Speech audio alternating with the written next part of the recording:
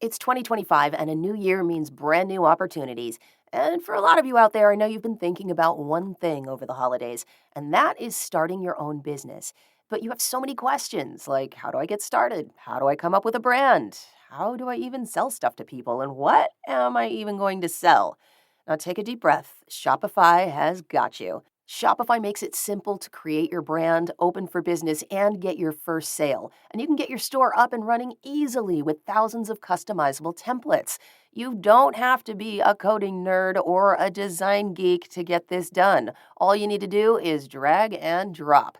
Shopify also helps with the details like shipping, taxes, and payments from one single dashboard, so you can focus on the important stuff, like growing your business. Established in 2025 has a nice ring to it, doesn't it? Sign up for your $1 per month trial period at shopify.com/truecrime, all lowercase. Go to shopify.com/truecrime to start selling with Shopify today. Shopify.com/truecrime. I'm Alice. And I'm Brett. And this is the Prosecutor's Legal Briefs.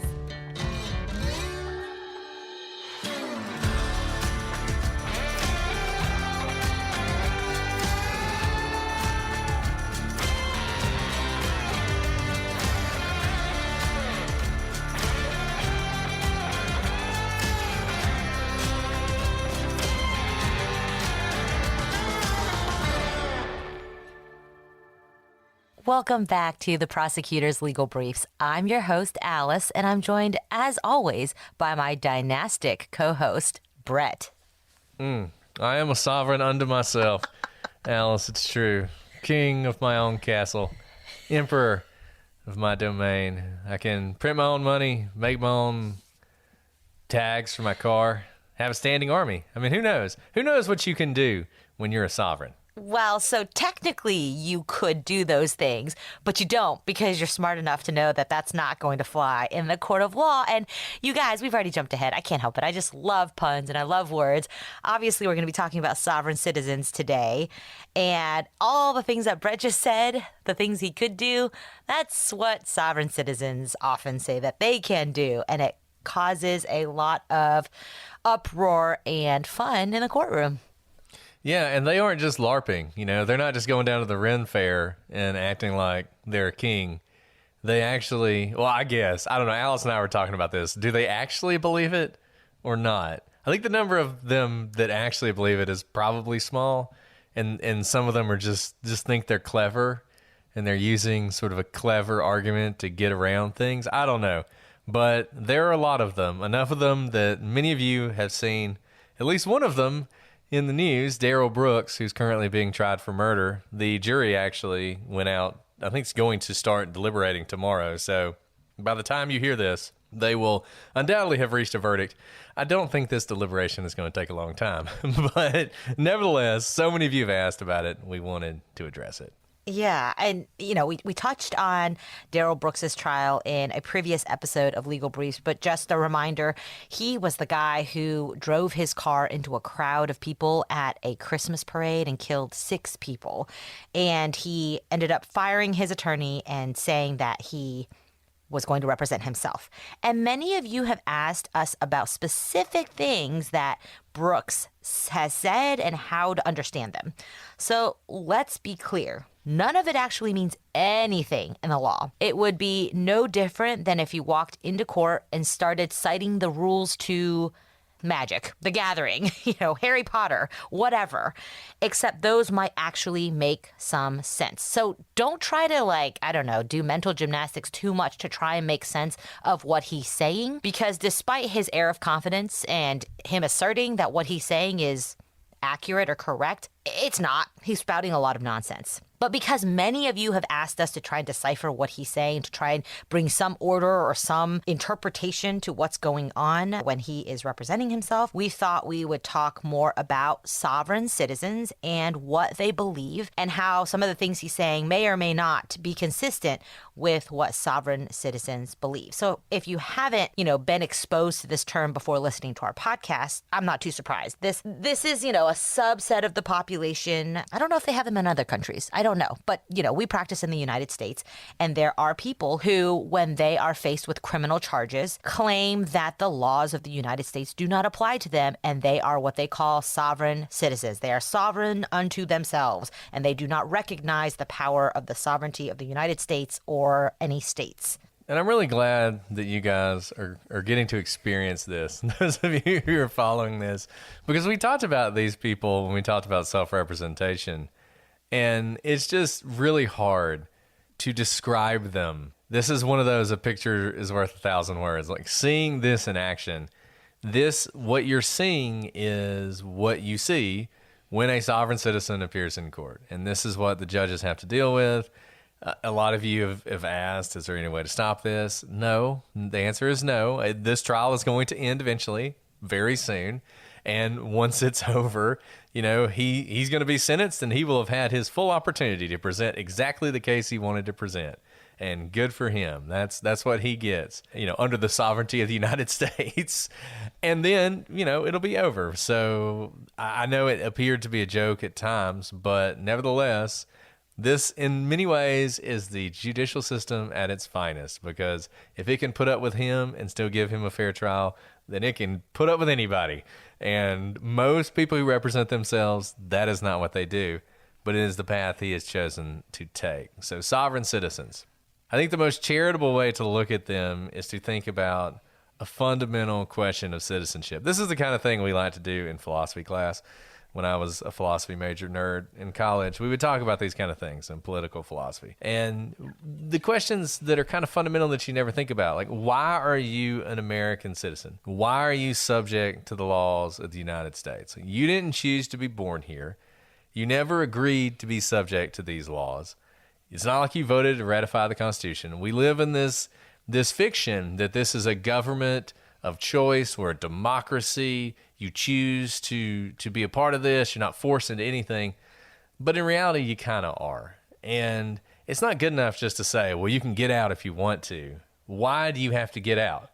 Why can't you just live your life sovereign to yourself, as it were? And if you want to consent to be an American citizen, if you want to agree to live by our laws, you can do that. But we're not going to force you to participate in them just because you're born here. And we're not going to force you to leave just because you don't agree to participate in those. And like I said, these are the kind of questions you talk about in political philosophy. And the whole point of them is to kind of get you in a position where you're saying might makes right. That at the end of the day, all government is force. Even when we claim that we're, a democratic society and it's all about choice, in reality, it's just force.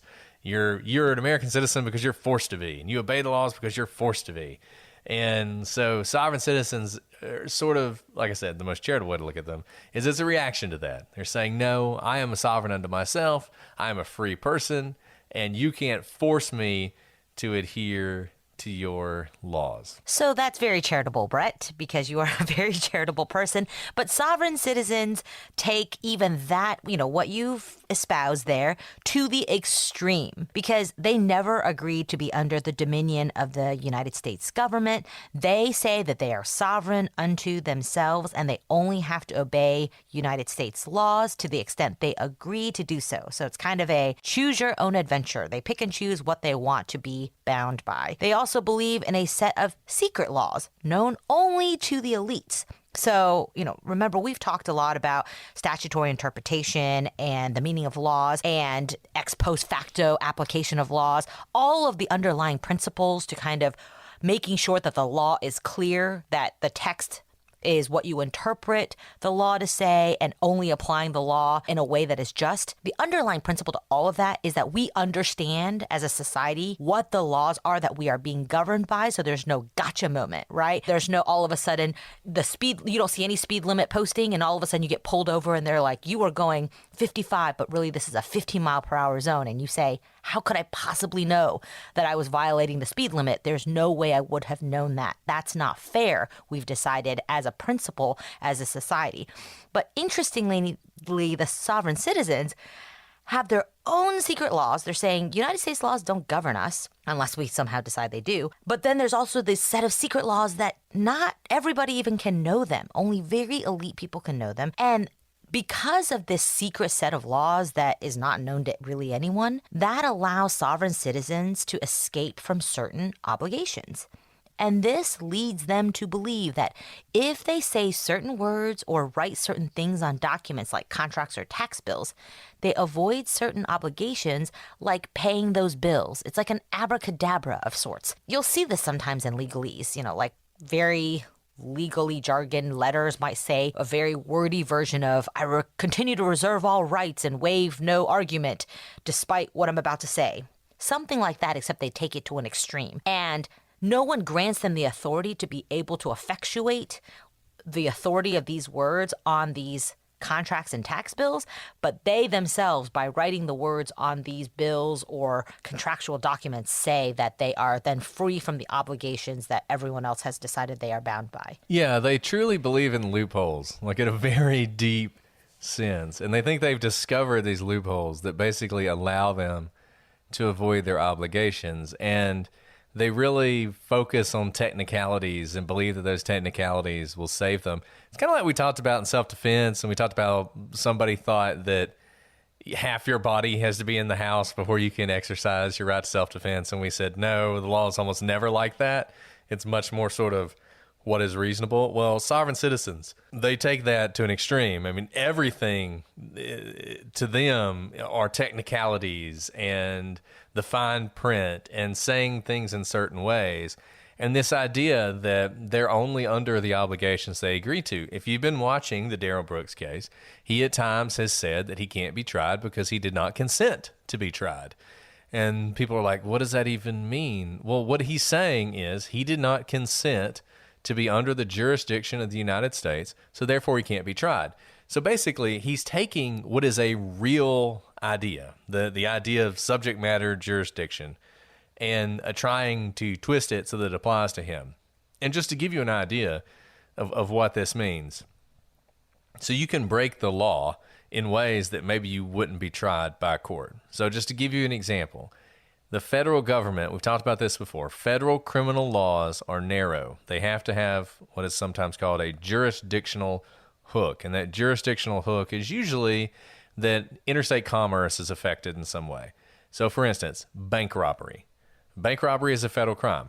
Why is bank robbery a federal crime? Doesn't seem like it should be. You're robbing a local bank. You're not crossing state lines. Shouldn't it just be a local crime?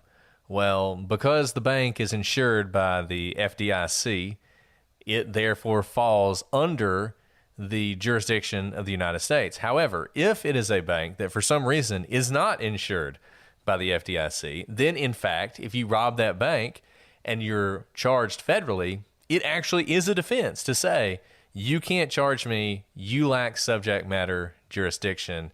Maybe the state could charge me, but you couldn't do it. And that's an actual defense, and it would work.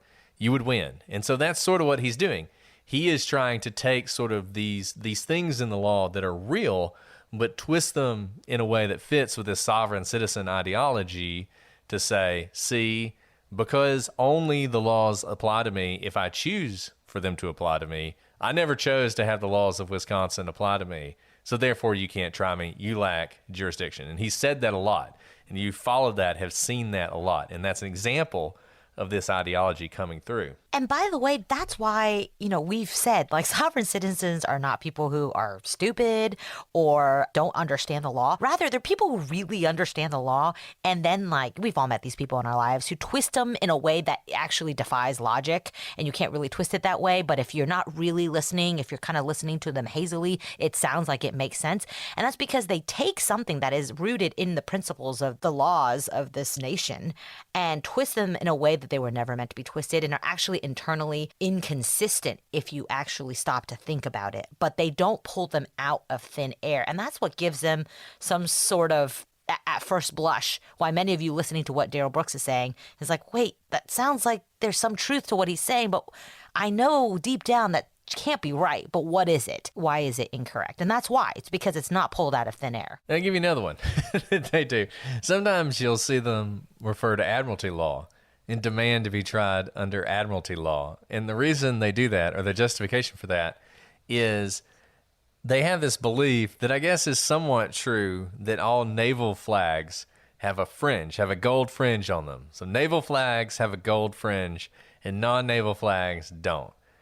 But in fact, a lot of times flags have a gold fringe because it's kind of pretty. But if they see a flag with a gold fringe, say in a courtroom, they will claim you talk about these secret laws, that's a secret sign that this is really under admiralty law. And therefore, they'll demand to be under admiralty law, thinking that it's like an aha. Like, I know something. You're trying to trick me, but I've seen the flag. I see the fringe. So you got to try me under admiralty law. It's like that kind of stuff where there might have been some kernel of truth in it somewhere, but it's warped into this much more complex idea and has all of these sort of strange outgrowths that you would never come to that on your own. I mean, these are the kind of things that could only form over decades with people from various movements coming together and sort of bringing all this. And if you look at the history of sovereign citizens, it really is just a bunch of people with different, people who were farmers who didn't want to pay taxes, or people who wanted to, be in militias and be on their own, or white supremacists. And it's not. Some people think that all sovereign citizens are racist. I don't think that's actually true. I do think there is sort of a racial group of sovereign citizens, but not all of them are. It's just sort of an amalgamation of all sorts. It's a big tent, the sovereign citizens group. So they come from a lot of places. And as you can tell, if we tried to explain to you, I would love to read a book on this because it is fascinating. If we tried to explain to you all the aspects of sovereign citizens, we would be here until next week. But I think we've identified a couple things, a couple sort of core principles that really will help you understand a lot of what Brooks has been saying, and will help you understand in the future if there's another sovereign citizen case. And so we want to focus on those. And the first one, and the most important one, I think, is the straw man theory. So this is sort of a conspiracy that's going to blow your mind. But the straw man theory is basically the idea that every person consists of two people, in fact. One is their living, breathing, red-blooded person, the real person. That's one person. The other is a legal person, a straw man. You know how we talked about before, corporations are people too? The corporation, it means the body. That's what corporation means, and it's this idea of sort of creating a legal person. Well, in the theory of the sovereign citizens, every person is in fact a corporation. You're a normal person and you're a corporate person. And, one sort of signal for this is an ordinary flesh and blood person has their name in ordinary caps. So take John Doe, just capital J O H N, capital D O E. That's the normal person. And sometimes sovereign citizens will take it further. They'll say things like, my name is John of the family Doe, or something like that.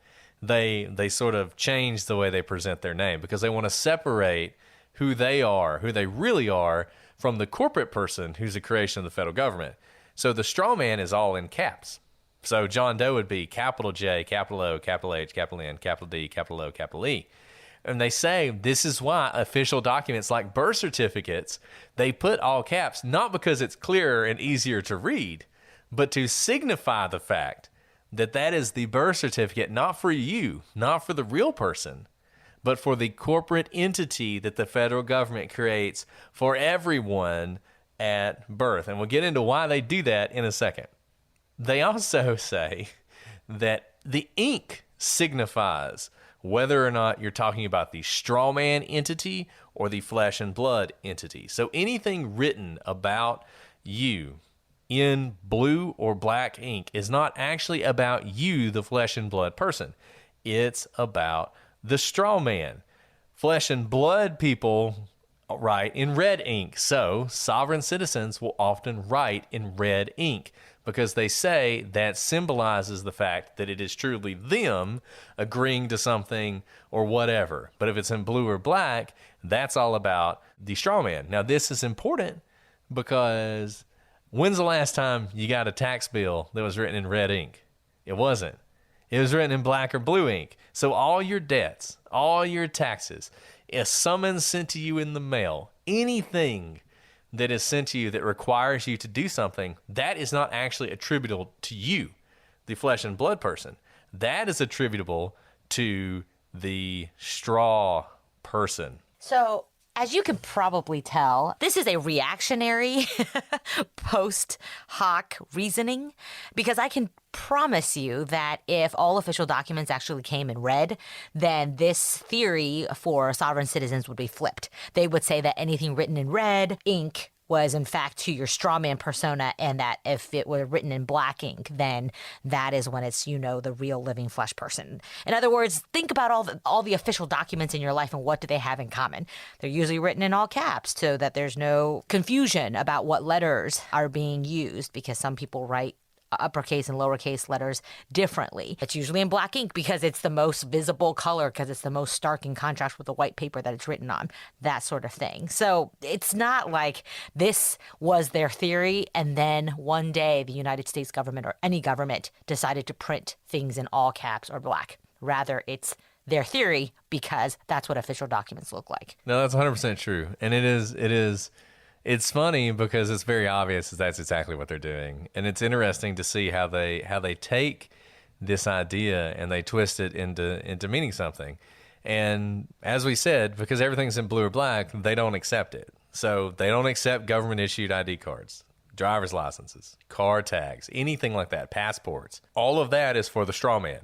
All of that is created for the straw man. And you can, you can choose to accept that if you want to, but they say that we're all being tricked into it. We don't realize that we don't have to accept that, but we're tricked into it by the government because we don't realize they're these separate entities. And since they are sovereign unto themselves, they can create for their flesh and blood entity their own ID cards, their own driver's license, their own car tags, their own passports, and they expect that the state should have to recognize those. So it's this weird thing where they refuse to accept any of the laws, but they believe they are entitled to do these things, and the state is forced to accept it. And if the state doesn't, then the state is breaking its own law, and it's a secret law. Like we said, this is all sort of a trick, and it's all encapsulated in other things. I mean, they'll take like the UCC, the Uniform Commercial Code, and they'll take things out of that and say this somehow supports what we say.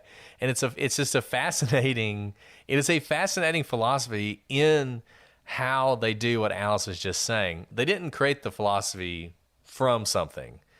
They made it out of whole cloth, and then they made it fit on things the way they are. And it's just crazy. It literally sounds like my toddlers tonight, right? My 5-year-old said to my 2-year-old, "You can't have my fire truck." And then my 2-year-old's like, "Fine, I'm going to play with this fire truck." And then all of a sudden, my 5-year-old said, "You have to share with me your fire truck. That's the rule." And I was like, "That's not how it works, buddy. You can't do that." That's what's happening here. They're saying the laws don't apply to me, but you have to recognize and enforce what I say is the law. So anyways, okay, we could talk about this all day long, but we said we'd give you a few other theories. Another theory, if you thought that one was, an interesting thing to wrap your mind around, there is the redemption movement. Now, according to the redemption movement theory, when the United States went off the gold standard in 1933, the nation went bankrupt. For reasons that are not entirely clear, in order to stay afloat, the United States secretly created bank accounts for every person through, of course, their straw man, to the tune of about $20 million. Now, the government then uses this money as collateral to continue borrowing. But legally, the money belongs to the person. The government just conveniently never tells them about it. Eventually, you get some of it back through Social Security, though when you die, what is left over goes back to the government. Sovereign citizens, however, since they know about it, they have this higher knowledge, special knowledge that no one else knows about, they can access the fund. So when they get a bill, they will write accepted for value or, quote, taken for value, with the idea being that the debt will then be taken out of their account. They also consider that the funds are withheld from them in the same way as taxes, and thus will claim that they offset any tax liability. So in other words, they claim that they have some charge account out there that the government owes them. And so they don't ever owe the government anything because conveniently their fund is always going to be enough to pay whatever bills they have outstanding. What's really interesting if you think about this is even in this own theory, the government is the one who gives them the $20 million, right? They're the ones who designate $20 million per straw person. Yet they somehow flip that on its head and say that, therefore, because the government has designated them $20 million, that they are entitled to it in the first instance. So there you have it. There you have it. And it's interesting how the sovereign citizen movement combines elements of cults and conspiracies and secret societies sort of all together in this movement. We talked about secret laws earlier. Well, this is a secret history that only they know about. So they know that, the whole Social Security thing was really just a cover. It was a front for this bankruptcy that happened. Now, who we went bankrupt to is a little unclear. In 1933, there wasn't a whole lot of international debt held by anybody, now I guess the government could go bankrupt and China would just be out of luck because they hold all our bonds and we would bankrupt them. But it's a little unclear what this would even mean. But I guess the idea is if your money's not backed up by gold, it has to be backed up by something. Now, what it's backed up by is sort of the reputation of the United States government. In reality, the money is worth something because the United States says it is, and the United States is the, great power in the world. So if the United States says their dollar's worth something, it's going to be worth something.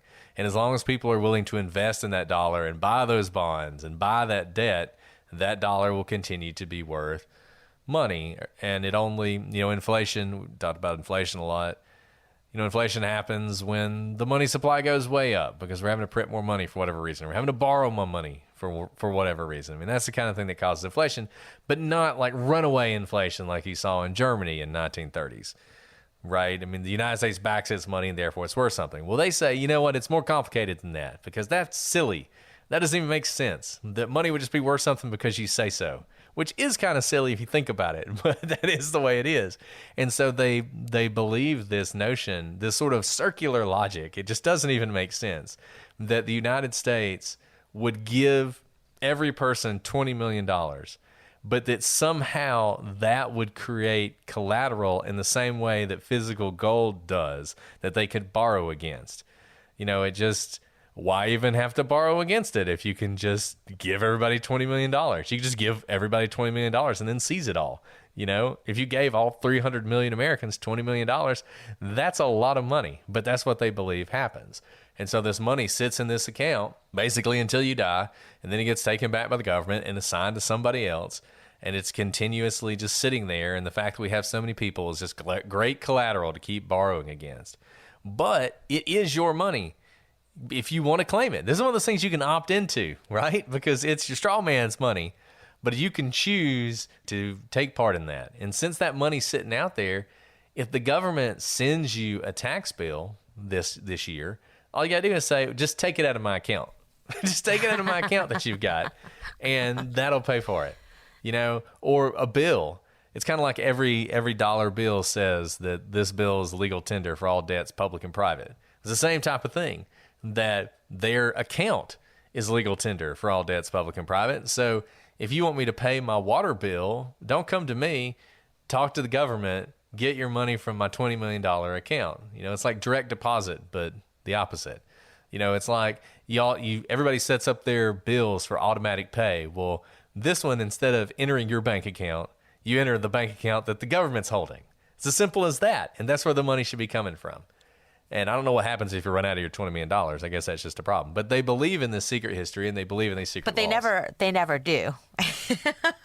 For the purposes of sovereign citizens and their bills, the money's never run out. Right, exactly.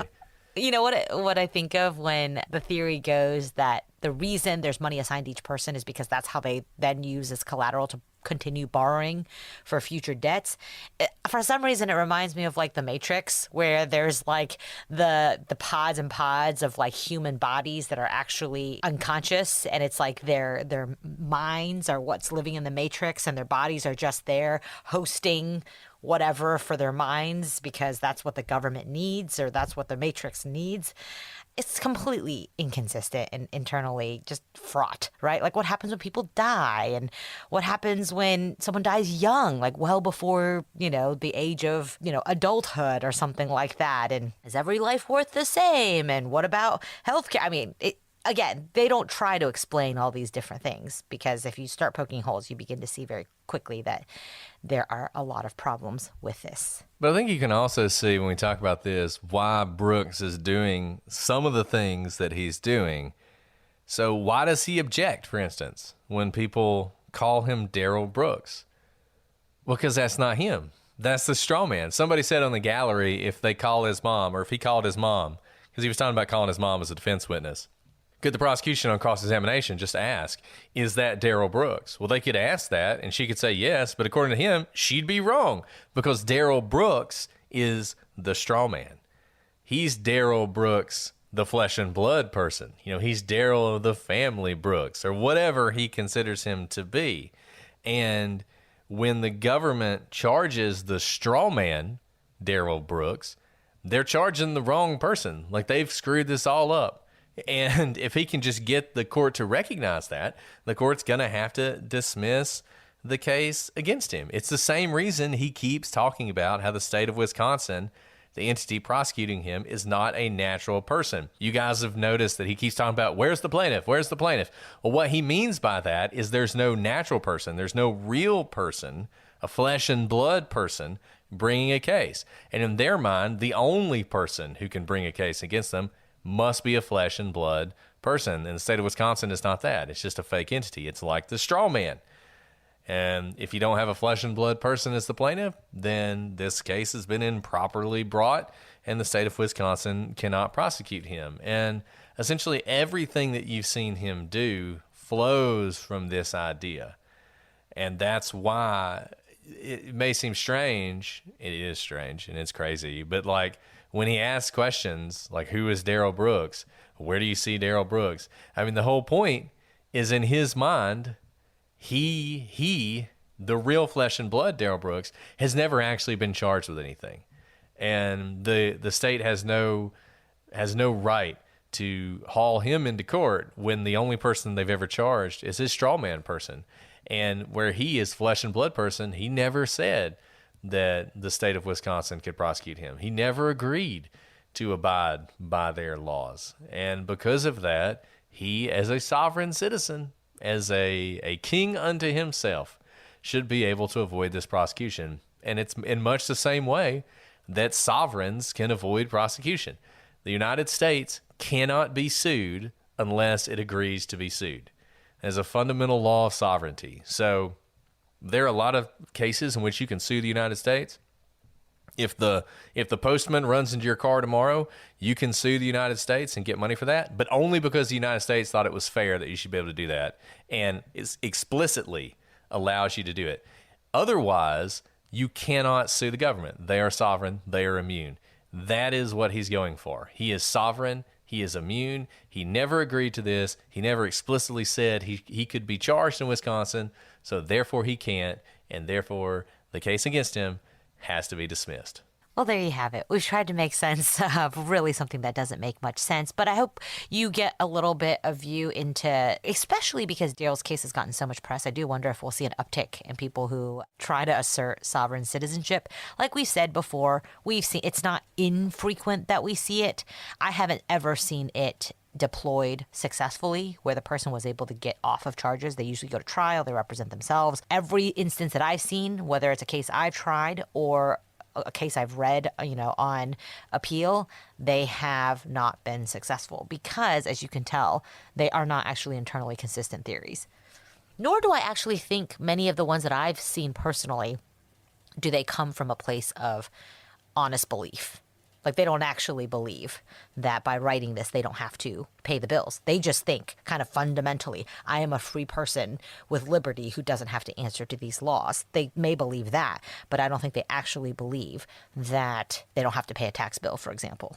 Yeah, I mean, it's kind of just anarchy, I guess. I guess they're anarchist at heart is the best you can say. Because how would this work anywhere? I mean, how does a sovereign citizen collect on a debt they're owed? You know, like, do they go to court then? Presumably they would. If somebody commits a crime against them, do they call the police? You know, it's just, I don't know. It's silly stuff. It's the kind of conspiracy theories you see these days, but I don't know. I'm always surprised at what people honestly believe. So I can't say fair. they don't believe it, but I can certainly say that it doesn't make any sense. That's fair.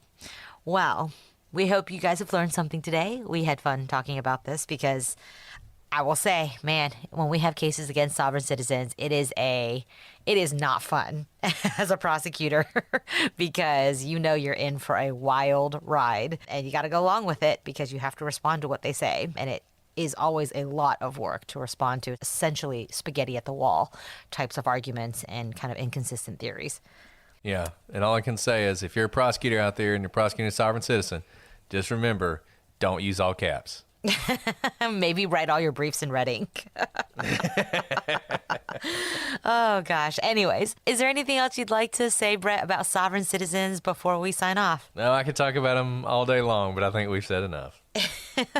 Well, thank you guys for asking these questions because, you know, we know what we see in court with sovereign citizens, but to actually sit down and kind of explain in layman's terms what their theories are is actually wildly entertaining for me. So thank you guys for this exercise. And also thank you guys for listening to Legal Briefs and for our other podcast, the Prosecutors Podcast. We are just blown away with having the best listeners in the world. Your thoughtful questions, your, incredibly insightful discussions on our fan-run Facebook page, The Gallery.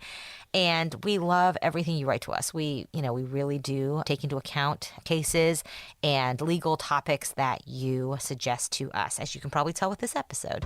So until next time, I'm Alice. And I'm Brett. And this is the Prosecutors Legal Briefs.